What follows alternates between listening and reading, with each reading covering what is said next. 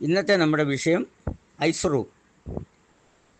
അപ്പച്ചനെയും കൊണ്ട് ആശുപത്രിയിലേക്ക് പോയ മകനെ വളരെ നേരം കഴിഞ്ഞിട്ടും വിവരമൊന്നും അറിയാഞ്ഞിട്ട് അമ്മച്ചി മകനെ ഫോണിൽ വിളിച്ചു.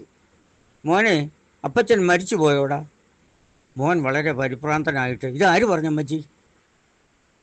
മോനെ, അങ്ങേതിലെ അമ്മു ഇവിടെ വന്ന് പറഞ്ഞു അപ്പച്ചനെ ഐസിലാക്കിയെന്ന്. ഐസിലാക്കിയെന്ന് പറഞ്ഞാൽ മോർച്ചറിയിലാക്കിയെന്നല്ലേ മോനെ?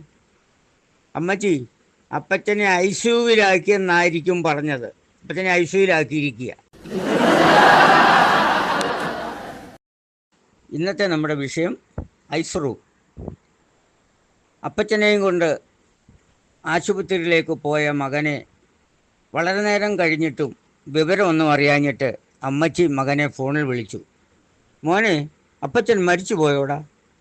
മോൻ വളരെ പരിഭ്രാന്തനായിട്ട്, ഇതാര് പറഞ്ഞമ്മച്ചി? മോനെ, അങ്ങേതിലെ അമ്മു ഇവിടെ വന്ന് പറഞ്ഞു അപ്പച്ചനെ ഐസിലാക്കിയെന്ന്. ഐസിലാക്കിയെന്ന് പറഞ്ഞാൽ മോർച്ചറിയിലാക്കിയെന്നല്ലേ മോനെ?